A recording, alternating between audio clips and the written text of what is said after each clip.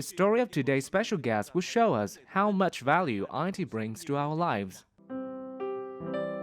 Đặng Hoài Phúc, born in Bà Rịa Vũng Tàu. The young boy Đặng Hoài Phúc loved discovering.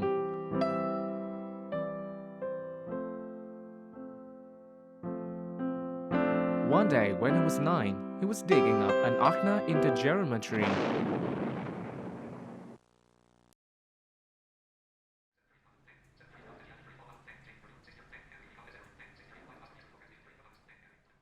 When I was digging up an Ochna interferometry, a landmine left in wartime exploded and caused my blindness. I forget the inferiority complex because it doesn't solve any problems. After that, I went to school in Saigon and started to think about how to live independently.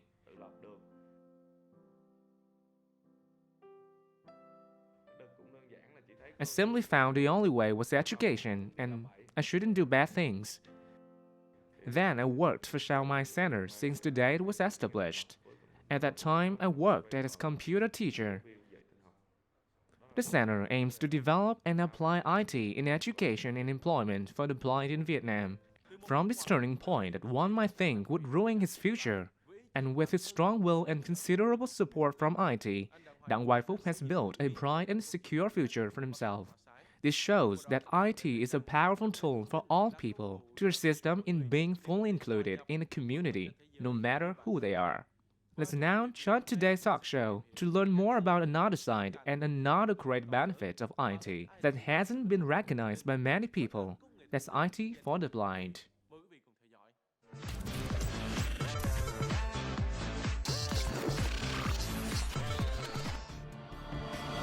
The Journey to Light. Welcome to our show, Connecting Without Limits. Today is a very special show because our guest is not a businessman as usual. He works in IT, writes training materials and codes for the blind community. He is Đặng Hoài Phúc with 17 years of experience in IT for the blind. Thank you so much for joining us, Phúc.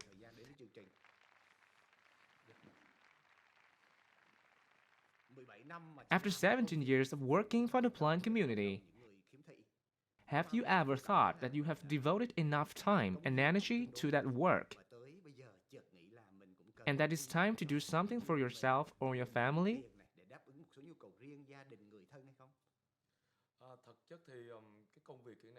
Actually, I consider what I'm doing as a full-time job and not charity work. It's totally my work in a specific area of the IT industry.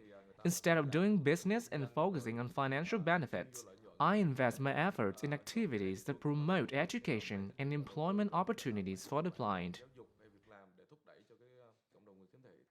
So do you think this is a career that you can contribute to and also live on? Yes. When you bring IT to the blind, do you think there is a much greater barrier between them and IT in comparison with other people? When you understand how assistive technology works for the blind, you will see that these barriers are overcome. For example, you as a sighted person would look at a computer screen to know what is happening, while the blind will listen. There are programs called screen readers. These programs read out loud what is happening when the blind person moves their mouse. The blind listen to it and control the computer. So, with training and appropriate assistive technology, there are almost no problems. How about the online environment? Now that we have social networks and mass media online, do we have any special supports for them? Yes, certainly. Most people use computer with a perfect vision, but the blind listen to the screen reader. We have Vietnamese speech engine to read documents and websites.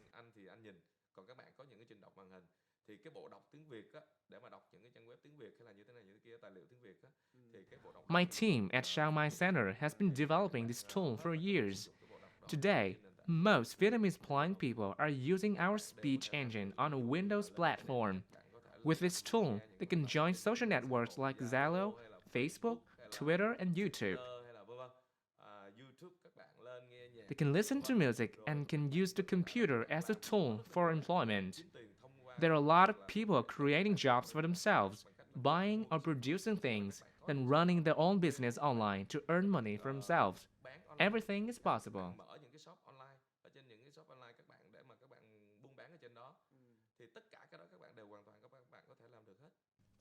We can see that IT plays a very important role for the blind in particular, but also for other persons with disabilities. It helps them to live more confidently, independently, and happily, right?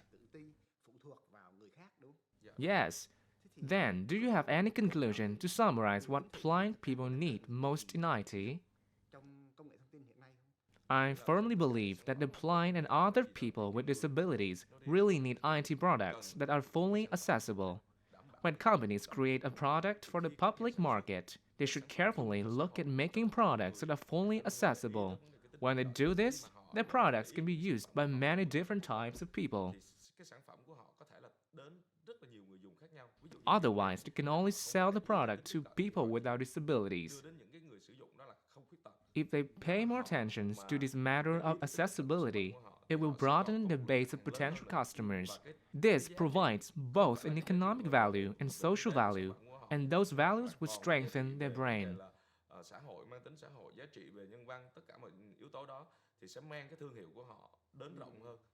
I totally agree with you. Instead of creating products only meet the needs of the non-disabled people, we should be aware of the needs of all people. That way, the range of customers will be much broadened, and the humanitarian value of the product will also be highlighted.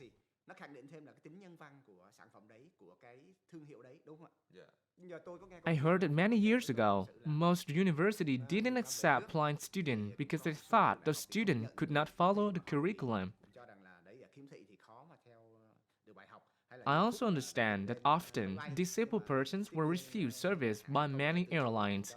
They thought that blind people could not move independently. Speaking of accessibility, as you said, these services should be more accessible. But do you think there should be laws or particular policies about this for each type of product?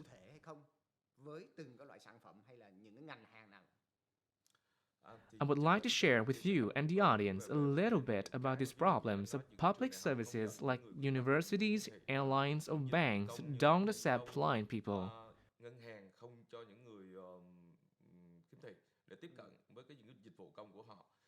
The problem not only lies in the accessibility of the products, but is quite discriminatory. When we operate a public service, there will be many types of people to use it, like people with visual impairment, older people, or pregnant women.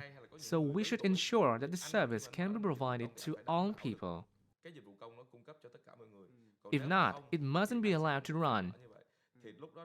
That depends largely on the government's policies.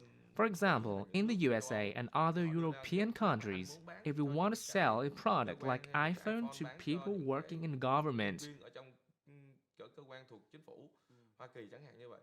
we must make sure it reaches the standard that all of them can use it, not only non-disabled people. I hope that our government will soon have such policies to encourage companies to make their products usable by everyone.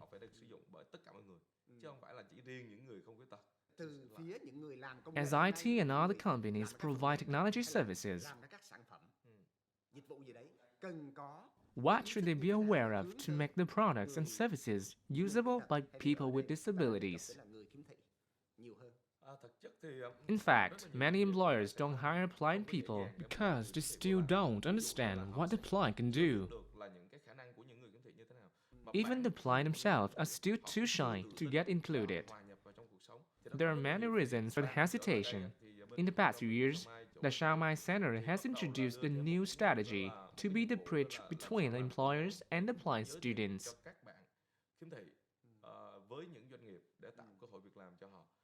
We are showing potential employers the skills and the real abilities of the applying that can contribute to the company.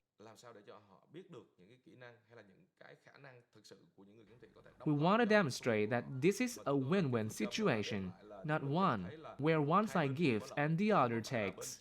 This is not a charity or duty. We are not begging for sympathy either. You mean shall my center support blind students in education and employment? Người mù sao mai của Phúc đấy thì hỗ trợ cho những người khiếm thị tìm việc này hay là trong các quá trình học tập. Thế thì Can you be cụ thể more mình hỗ trợ những specific? cái gì trong việc đấy? Mình Because certainly there will be some differences between the skills and abilities and the requirements from the employers. có thể là khớp được nhau vì là có những cái độ chênh về như Phúc nói đó, những kỹ năng rồi những cái trường hợp này trường hợp kia. Then what do you do to support them? Our job is to find potential employers who are in need of high quality staff. At first, we look for the suitable jobs that require the skills that the client have.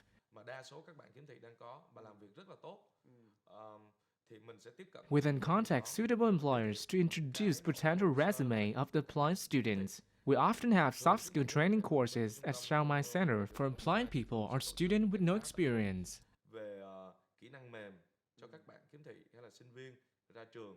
Then there are also some specialized short-term training courses in areas such as telesales, telemarketing, etc.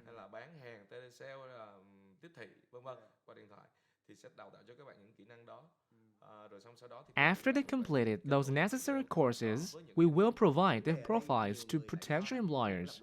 The problem is that in developed countries with higher awareness, people give more care to people with disabilities. However, in developing countries, maybe we need more time to raise the awareness gradually. I noticed that there have been some technological products for the aged, for example, but rarely hear about a product specially designed for the blind.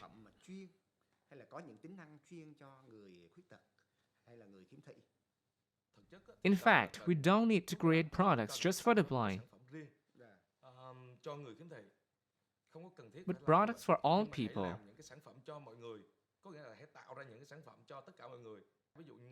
For example, Google once introduced a separate website with a search engine for people with visual impairment.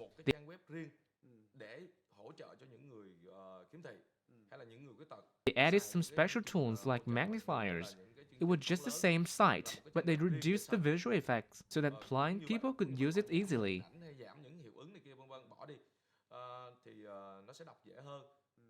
But I didn't think it was a successful project. Now there are very few blind people using it.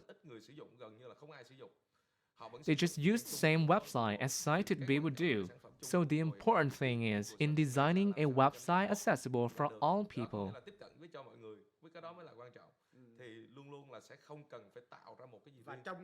We should add some special tools for special customer in just one product, right? Yes, then both people with disabilities and others can use it. You suppose manufacturers have to be responsible for creating products that are suitable for the majority. They also have to work by themselves or cooperate with other companies to add the special tools for people with special needs.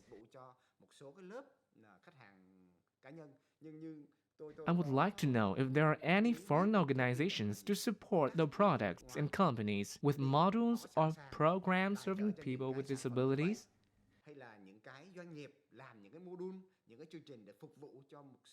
I've been working as a country coordinator for the International Council for Education of People with Visual Impairment, ICAVI, and over PROOC Nippon Network on Educational Technology, ONNET, from the USA and Japan. The Nippon Foundation has been very supportive of programs for the communities.